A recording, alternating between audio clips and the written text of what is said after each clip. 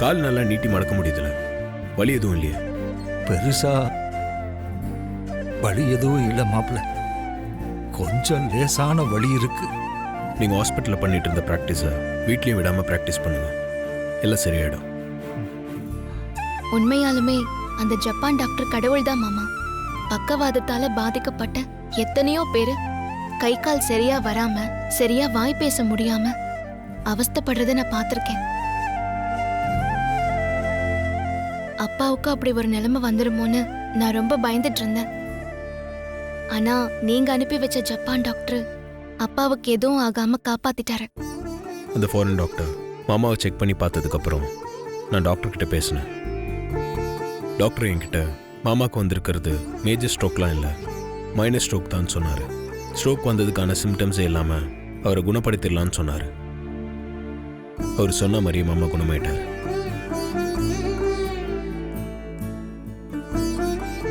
Correct டைமுக்கு medicine எடுத்துக்கிட்டு doctor சொன்ன எக்ஸசைஸ் எல்லாம் சரியாக பண்ணிட்டு கொஞ்ச நாள் ரெஸ்ட் எடுத்தால் போதும், நீங்கள் பழையபடி கார் ஓட்டலாம். வெளிநாட்டில் இருந்து டாக்டரையெல்லாம் வரவழைச்சு என் உடம்ப குணப்படுத்திட்டீங்க. ஆனா என் மனசுக்குள்ள இருக்கிற பயம் இன்னும் அப்படியே தான் இருக்கு. அதை எப்படி சரி பண்ண போறீங்கன்னு எனக்கு தெரியல.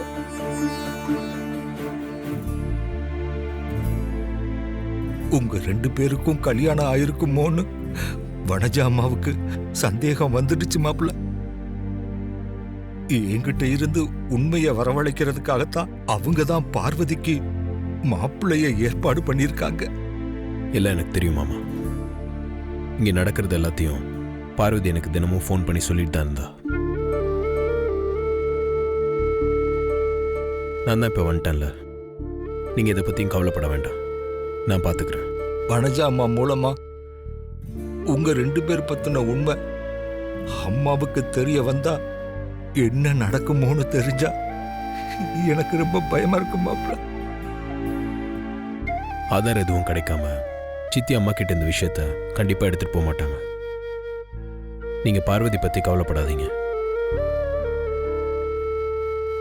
சித்தி திரும்ப வந்து உங்ககிட்ட எதனா கேட்டால் கூட நீங்கள் பயப்படாதீங்க, தைரியமாக இருங்க.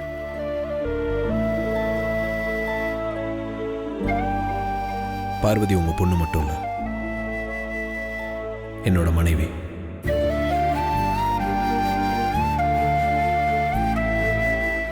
எந்த சூழ்நிலையிலையும் எதுக்காகவும் என் மனைவியை என்னால் விட்டு கொடுக்க முடியாது.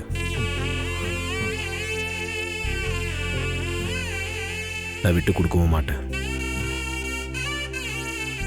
நான் ஏற்கனவே சொன்ன மாதிரி என் பர்த்டே அன்னைக்கு இது எல்லாத்துக்கும் ஒரு முடிவு கட்டுறேன். நீங்கள் எதை நினச்சும் கவலைப்படாமல் தைரியமாக இருங்க. சரிங்க மாப்பிள்ள. பார்வதி, நீ மாமா பத்திரமா பார்த்துக்கோ, நான் அப்புறம் வந்து பார்க்குறேன். சரிங்க மாமா. நான் வரேன் மாமா. சரிங்க மாப்பிள்ள.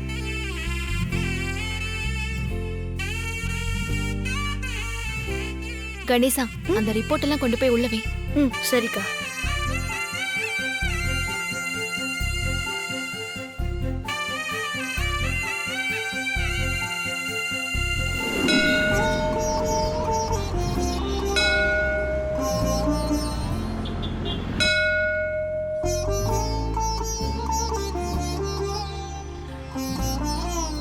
எல்லாம் நல்லதே நடக்கும். வாங்கம்மா. யார் பேருக்கு அர்ச்சனை பண்ணணும்? சுந்தரம். சுந்தரம் நாமதேசிய அஸ்வதி நட்சத்திரம், மேஷராசி. அஸ்வனி நட்சத்திர மேஷராசி ஜாதயாः आवयोः सह कुटुम्बयोः क्षेमस्थैर्य वीर्य विजयायुः आरोग्य ऐश्वर्याणाम् अभिवृद्ध्यर्थं धर्मार्थकाम्य मोक्ष चतुर्विध बल पुरुषार्थत्वं राजद्वारे सर्व अनुकूलता प्राप्त्यर्थं सकल ऐश्वर्य प्राप्त्यर्थं मनोवांछिता बल सिद्ध्यर्थं अष्टोत्तर विधां चतुर्दशे श्रीमात्रे नमः ओम श्री महाराज्ञे नमः ओम श्रीमत् सिंहासनेश्वरी नमः ओम. அம்மா தாயே, அப்பா நல்லபடியா குணமாகி வீட்டுக்கு வந்துட்டாரு. அவர் இவ்வளோ சீக்கிரம் குணமாக நீயும் என் மாமாவும் தான் காரணம்.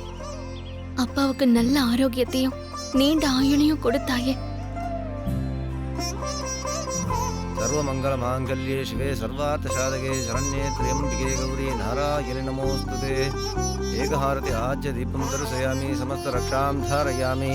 शतमानं भवदाय पुरुषेन्द्रिय आयुष्येन्द्रिये प्रतिष्ठते.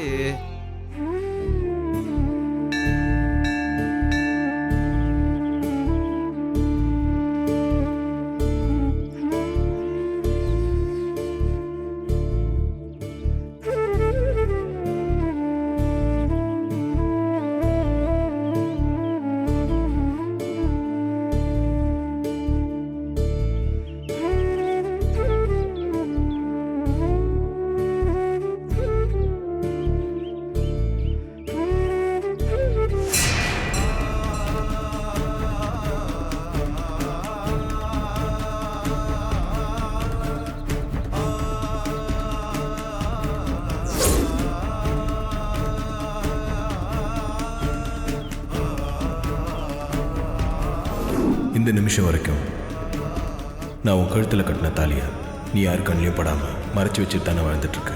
ஆனால் இந்த செயினை நீ மறைச்சி வைக்க வேண்டிய அவசியம் இல்லை. அம்மா முன்னாடியே தைரியமாக போட்டுக்கலாம். புரியுது மாமா. இந்த செயின் எனக்கு இன்னொரு தாலி மாதிரி. கடவுளே, மாமா போட்டு விட்ட செயின் எனக்கு இன்னொரு தாலி மாதிரி. அது இப்படி கோவிலுக்கு வந்ததும் என் கழுத்துல இருந்து விழுந்துருச்சு.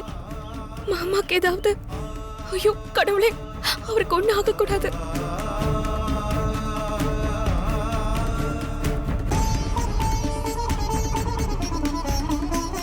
இது என்ன சோதனை? எனக்கு ரொம்ப பயமா இருக்கு. நீதான் துணையா இருக்கணும் தாயே.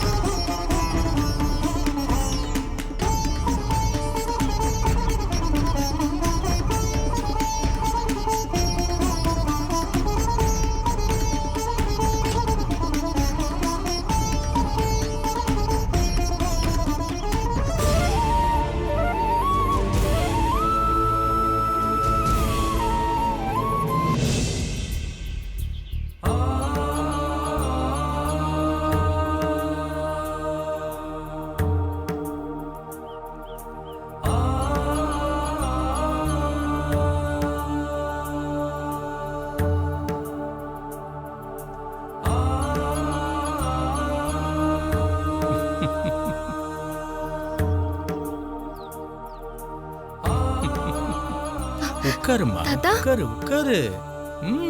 உட்காரு.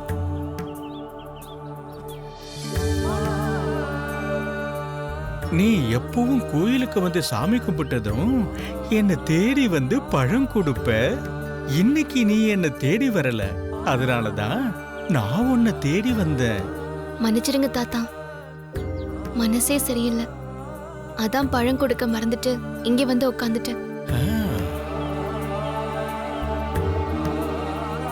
இந்தாங்க தாத்தா.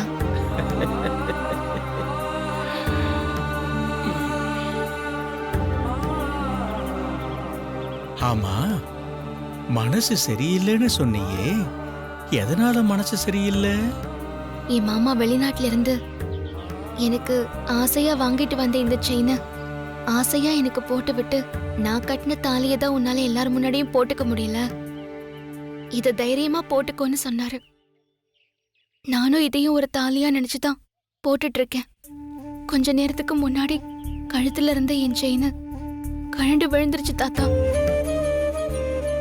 அத நினைச்சாதான் மனசுக்கு ரொம்ப கஷ்டமா போச்சு.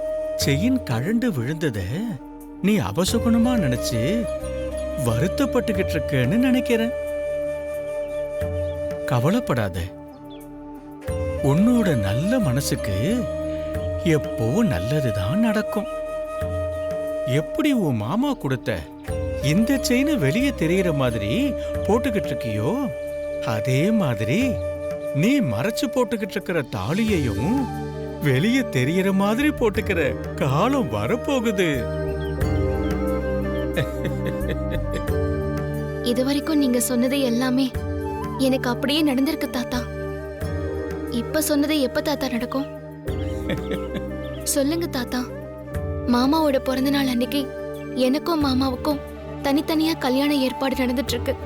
அது நினைச்சா வேற பயமா இருக்கு. அம்மா நினைக்கிற மாதிரி மாமாவுக்கும் மித்ராவுக்கும் கல்யாணம் நடக்குமா தாத்தா? இல்ல மாமாவோட பிறந்த நாள் அன்னைக்கு அம்மாவுக்கு எங்களை பத்தின உண்மை தெரிய வந்து அம்மா என்ன மருமகளா ஏத்துப்பாங்களா?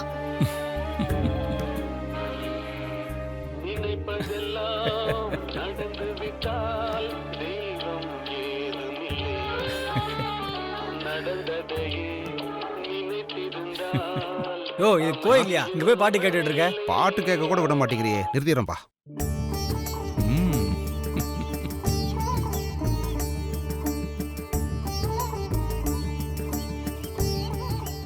சொல்லுங்க தாத்தா, நீங்க சொன்னது எப்ப நடக்கும்? உன்னோட கேள்விகளுக்கான பதிலத்தான் கடவுள் பாட்டாவே கொடுத்துட்டானே. அப்புறம் நான் என்ன சொல்ல?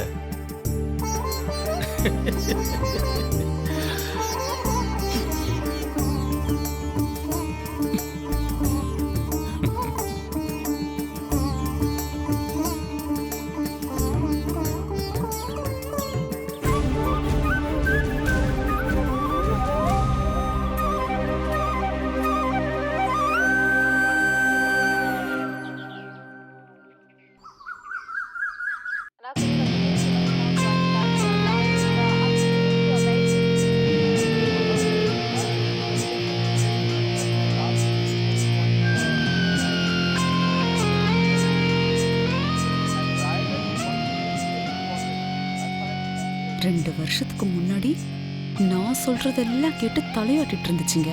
இப்போ நான் தப்பு தாளம் போடுறேன்னு சொல்லி எனக்கு எதிராக அந்த சமையல்காரிக்கு தாளம் போடுதுங்க. இருக்கட்டும், உங்க ரெண்டு பேரையும் பிரிச்சா எல்லாம் சரியா வந்துரும்.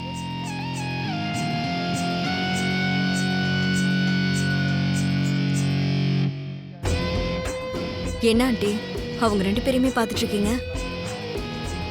இல்ல மித்ரா, இந்த ரெண்டும் நமக்கு சாதகமா நம்ம கூட இருந்திருந்தா அந்த சமையல்காரியை இந்நேரத்துக்கு கதையை முடிச்சு துரத்திருப்பேன். அதான் இவங்களையே முறைச்சு பார்த்துக்கிட்டு இருக்கேன். சரி விடுங்க, இத்தனை நாள் பொறுத்துட்டோம். ஆதியோட பிறந்த நாள் வரைக்கும் பொறுத்துப்போம். அதுக்கப்புறம் எல்லாருக்கும் வட்டி முதலமா திருப்பி கொடுப்போம். கொடுக்குறேன்.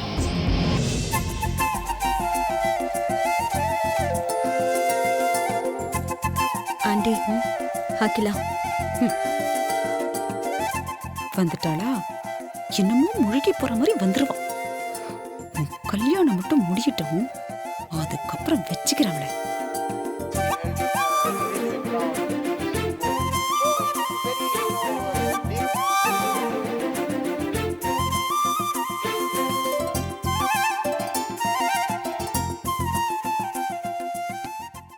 பார்வதி, எனக்கு ஒரு புதினா டீ போட்டு.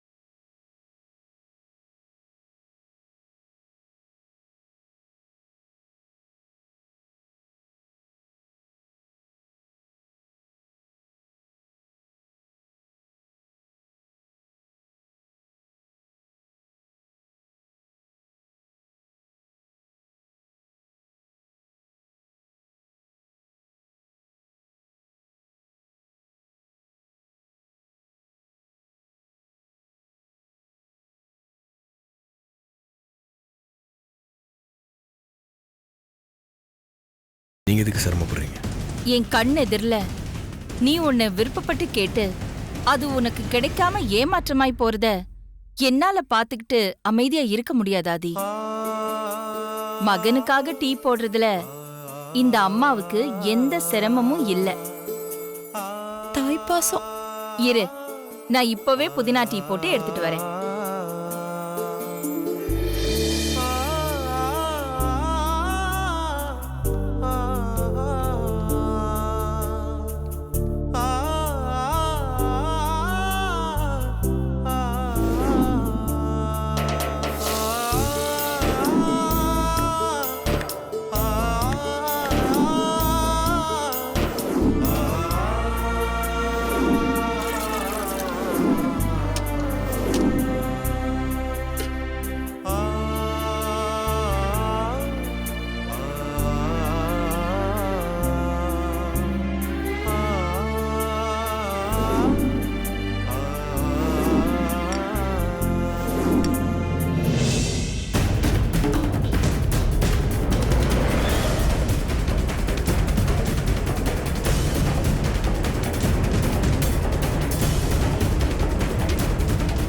இவ எதுக்கு இப்ப ஃபிளாஸ்கோட வரா?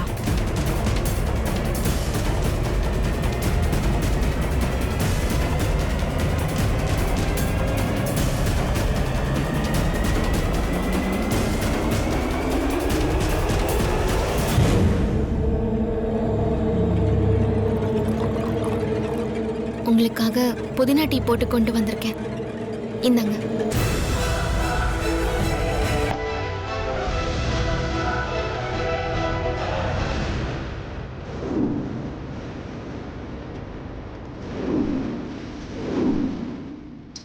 இந்த நேரத்தில் நீங்கள் புதினா டீ குடிப்பீங்க, அதனால நான் வீட்டில் ரெடி பண்ணி சோடு ஆறாமல் இருக்க ஃப்ளாஸ்கில் ஊற்றி எடுத்துகிட்டு வந்திருக்கேன். உன் நினைப்பெல்லாம் இங்கேதான் சுத்திட்டு இருக்கு போல இருக்கு. வாங்கிக்கோங்க.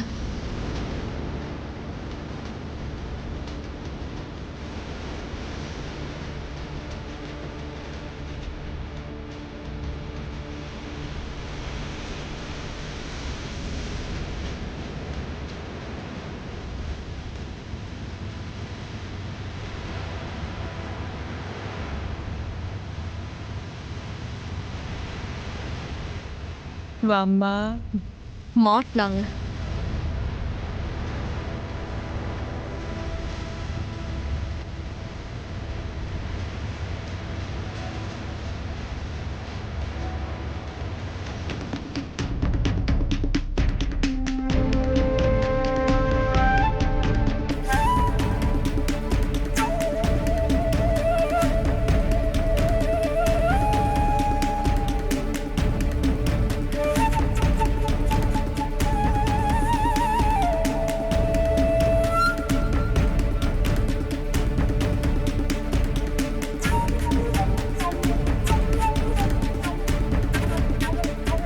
அடேங்கப்பா, சமசீன். காதலுக்கு பேர் போன நீங்க சென்டிமெண்ட்டுக்கும் பஞ்சம் இல்லைன்னு நிரூபிங்க. ஆபத் பாந்தவா, பாக்குறேன் இரு உன் ஆதரவு யாருக்குன்னு. அம்மா கையில இருக்கிற டீக்கா இல்ல சமையல்காரி கொண்டு வந்த டீக்கா?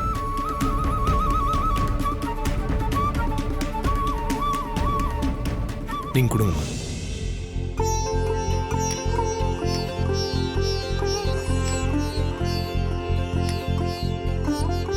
அப்படி வாங்கிக்கோ.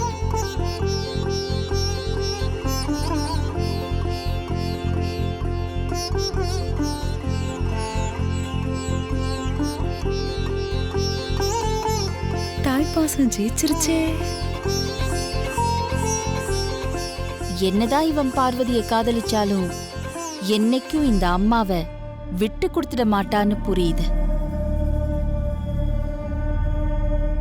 பார்வதி நில்லு. அவளை எதுக்கு கூப்பிடுறான்? அந்த டீ ஃப்ளாஸ்க்கு கொடு.